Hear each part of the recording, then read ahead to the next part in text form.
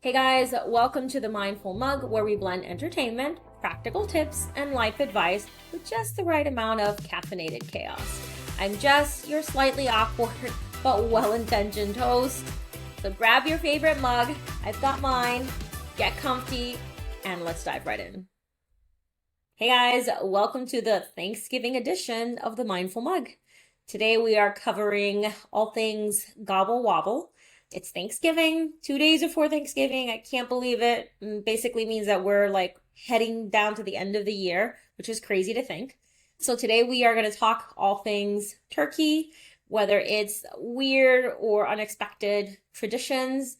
We're going to cover some fails, disasters, Thanksgiving, which honestly I think happen more often than not. I will share my Christmas vacation Thanksgiving version of what happened to me one year and any controversies, right? Like the cranberry sauce is a big one. So let's talk about traditions. I was really excited to learn about other people's traditions. I'm pretty basic. The only tradition I had growing up was we watched the Macy's Thanksgiving Day Parade while my mom made Thanksgiving dinner. We would help out in small ways. I think as I got older, maybe my mom made me peel potatoes or I can't even speak potatoes. What the heck is that? I would peel the potatoes or whatever simple task that she would have me do. As I got older, the tradition changed because I got into actually cooking with my mother, and therefore I couldn't really pay attention to the parade. I'd spend the day cooking with my mom and hearing about her life. I would just kind of use that as my opportunity to learn about my mom. I would ask her questions about the past of her childhood or how she met my dad, things that happened like when we were kids that maybe I don't have a memory of. I liked that part of Thanksgiving, and that's been the tradition. Some of the Thanksgiving traditions that I learned about that were different were, I guess some people will decorate the Christmas tree on Thanksgiving Day. I'm really curious to know how many people do that. Because I just feel getting the tree and then decorating it, I feel it deserves a whole day by itself. I go pick up the Christmas tree the day after Thanksgiving, and then that Saturday we'll let it get nice and warm, I guess. And so the branches, let them come down, and then we decorate the tree. But I guess some people decorate it the day of. I feel like that's just too much with the cooking and the decorating of the tree. That's my opinion. What do you guys think? Um, Another one, oh, someone wrote that they wear pajamas for Thanksgiving, which I thought is great. That actually, I'm on board with that. My family would always, like my mom would always make us dress up for Thanksgiving. And I don't know about you, but after you like stuff your face, I feel like I need some stretchy pants, so that I can feel comfortable. So I think wearing pajamas for Thanksgiving is awesome. And I kind of feel like starting that tradition with my family. Or maybe we go back and forth. I kind of like dressing up, but maybe we do that. Maybe one year we do PJs, one year we dress up. I don't know. But I thought that was really cool. Another tradition that people do is they remember loved ones on Thanksgiving, and they'll do certain things to remember them. My grandmother passed away 21 years ago now, and she always loved cranberry sauce. So since she passed away, my family in Puerto Rico will buy a can of the Goya cranberry sauce. It's very specific. She has to have that, I guess, specific cranberry sauce. And they'll put it on the table to remember her by, which is great. And I think that's something I'm going to start doing this year. Actually, I'm not going to think. I already bought the can of cranberries, just not the Goya because they didn't have it, unfortunately. Sorry, Graham. Another one is people will play specific, I guess, movies on Thanksgiving Day. And I don't know if maybe that's to kick off like the holiday season, but I'm curious to see what kind of movies you guys watch if you do have that tradition of watching a specific movie on Thanksgiving, right? Like, is it Die Hard? Is it, I'm so dating myself right now. Is it Die Hard? Is it Planes, Trains, and Automobiles? What kind of movie do you watch, or maybe would you watch on Thanksgiving? And I guess playing games is a thing. Oh, well, yeah, I guess playing games, right? I guess some people will play football, which I still don't understand what the thing is with football at Thanksgiving. I'm not a sports person, so I don't follow that. But apparently, like, right, like football is huge, and I guess people will get together, like families will play football. Is it before the meal or after? If you do play football, can you let me know in the comments section? Because I am genuinely curious about that. Because I feel like if it's before, great because you're not full. If it's after, that might be a struggle, right? Like, I don't know. I mean, it might be good because you're working through, right? Getting all that food, moving it through the gut. But I'm not sure how well I'd run. I'd probably bounce a lot. That'd be me. But yes, so those are some really fun and interesting Thanksgiving traditions. If you have any that I didn't share, then comment below, let me know. So let's move into the controversial debates on Thanksgiving. I think the two big ones tend to be cranberry sauce. That is a big one. Some people need to have it, and some people take it or leave it. But with cranberry sauce, is it the homemade kind or the canned kind? Which is it? I've had both. My sister made cranberry sauce one year. She'd always make it and nobody would eat it. Not because it was bad. I think at the time I just hadn't developed the taste for it. But I've had homemade cranberry sauce and I've had the canned. Clearly, none of them have been a magical experience for me. For those that do eat cranberry sauce, which is it? Is it the homemade or is it the can? Is that a better option? Another controversial debate is the stuffing. I don't understand the stuffing. We've got stuffing inside the turkey or outside the turkey. I have never had stuffing inside the turkey. My opinion, kind of gross. My mom always makes it stuffing on the side, which works for me. I like it on the side. It tastes delicious. And honestly, I tend to eat more of the stuffing than the turkey itself.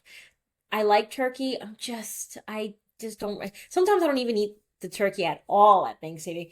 Maybe that's another debate because I'm not huge on the turkey. So many people will eat it, and I know a lot of people that don't like to eat the turkey on Thanksgiving.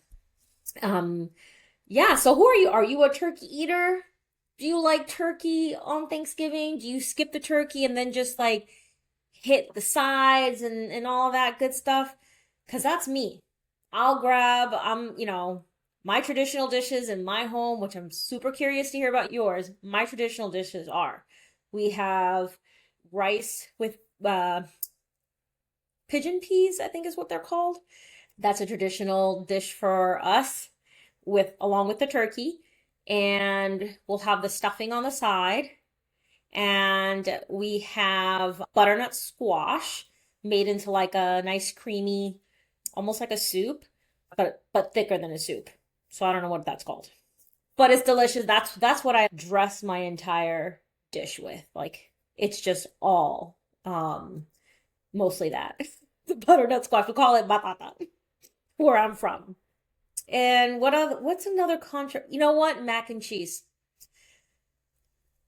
Do you need mac and cheese? Well, a lot of people eat mac and cheese.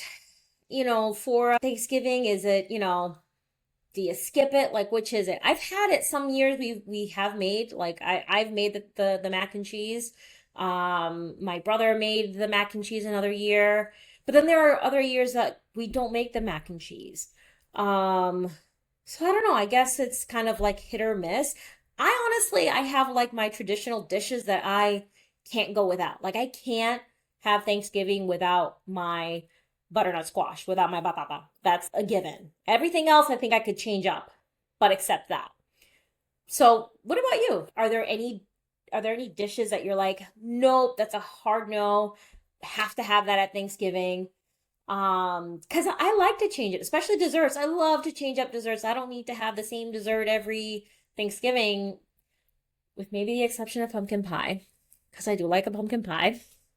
But if there's any other controversial debate that maybe I missed that I don't know about with regards to Thanksgiving, let me know. And finally, we have your Thanksgiving fails and disasters, because we know that it's not Thanksgiving unless there's like either a family argument, something burned, right? Or some other disaster happened. Thanksgiving is never without a good story.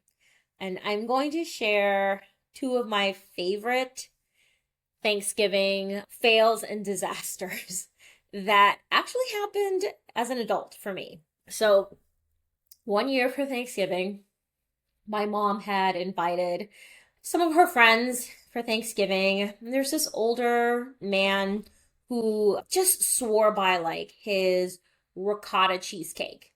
And he was like talking to us about like how great that cheesecake is and that we would love it. And so I'm thinking, because he's Italian, so I mean, I'm thinking it's gonna be awesome. I mean, how can you mess up a cheesecake? That was my thought. How can you mess it up? And so we ate dinner, and ooh, that's another controversy. I'll have to go back up to that one. We ate dinner and then quickly went over to the dessert table. Here's the other controversy that I didn't mention was dessert right after dinner. Like, how long do you wait? Like, do you have to wait like an hour or two to have dessert? Or can you give yourself a minute, maybe move around for a little bit, a minute or two to make room for dessert? I'm going to make some room for dessert right after dinner. I'm not going to wait an hour or so. No, it's just me. That's another controversy if you think about it. But anyways, back to the story, because this is how chaotic my brain is. So my sister, my brother, and I go grab a piece of this cheesecake, and the man is staring at us. He is just waiting for us to take a bite out of this cheesecake. And we all put, I'll never forget, we all put, the spoonful of that cheesecake in our mouth at the same time. And it was so disgusting. I had to look at my siblings first before I made a reaction. I was like, I do not want to insult this man, but it was so bad. And I just remember almost like it's almost like, well, that Thanksgiving episode of Friends, if you've seen it, where everybody takes a bite out of Rachel's dessert that was like pudding with minced meat or whatever. And my siblings and I just kind of looked at each other. We're like, so good. It was so disgusting. And he was happy as a clam, walked off. And as soon as he walked away, we went straight to the trash and spit it out because it was so disgusting. But so yeah, so I guess you can mess up a cheesecake. He burnt the crap out of the pie crust too, which it's like how do you? There wasn't even any like cream cheese. It was just like ricotta cheese, and I don't know what else he mixed it in there, but it was gross. It was just gross. I'm sorry. He has since passed away. May he rest in peace, along with his cheesecake. And then my all-time favorite. This is my Christmas vacation version of Thanksgiving, and or my Thanksgiving version of Christmas vacation. I don't know. You get what I mean. So one year, my mom and I were getting all the desserts ready the night before. And unfortunately, we were getting a snowstorm, but we just didn't think it was going to be that bad. Or at least the news didn't make it seem like it was going to be that bad. My husband, my brothers went with the kids to my brother's place while my mom and I spent that night getting all the desserts ready. I had music playing, we were drinking, and had one too many glasses of wine. And the next thing we know, we were burning the desserts. We're like, oh crap, we need to slow down on the alcohol. But anyways, we keep baking, and the next thing we know, the light goes out because the ice knocked out the power. We're like, okay, so what are we supposed to do? We couldn't see what was what we were doing. I tried calling my husband and my brothers. No one's answering the darn phones. My mom and I were like, well, there's only so much we can do. We're gonna have to go to bed. Call it a night. But we have no heat. So my mom's like, hey, can you turn on the fireplace? And mind you, I did not have any wood in my house. All I had was a fire starter brick. At the time, I didn't know what that was. My mom's like, put it in there. So I put it in the fireplace. I light it. My mom and I get under the covers on the couch. She's on one, I'm on the other. And then I start coughing. I'm like, Mom, I can't breathe. And she's like, shut up and go to bed. But I can't breathe. I feel like it's too smoky in here. And I'm half under the covers. My mom's fully under the covers. And she's not believing me that there's something off. And so then when we finally kind of opened our eyes, we realized, oh, the whole entire room was filled with white smoke. What are we doing? How do we get this out? Because I can't, I don't know what to do. There's so much white smoke coming out. I'm calling my husband, calling my brother. No one's picking up. I finally called my neighbor. Actually, I ran over to his house. I knocked on the door and he comes out in his boxers and I tell him there's fire, smoke in the house. Come and help us. He runs out with his boxers, galoshes, and like a sweater, which poor man. He runs into the house and he like grabs the brick that I had thrown inside there and opens the window and chucks it out. And there, problem solved, right? Well, no, at this point, the whole entire house was filled with that white smoke. And it didn't matter where we were. We went upstairs, it was upstairs, and it was colder upstairs. Then we had to open all the doors, and then it got colder inside the house. Needless to say, that things did not turn out right. We did not sleep well. It was freezing. And then we had to get up early the next day, because I mean, who really sleeps anyways in that cold? And we had Thanksgiving in the dark. It was a Thanksgiving to remember for sure. But good times, good memories, because at the end of the day, that's what Thanksgiving is about, right? Get together with loved ones, have good food, and create good memories. That concludes today's episode. If you like this episode, make sure to share with your friends, family, and don't forget to click the like and subscribe button so that you can tune in to next episode. I will see you then. Happy Thanksgiving, guys.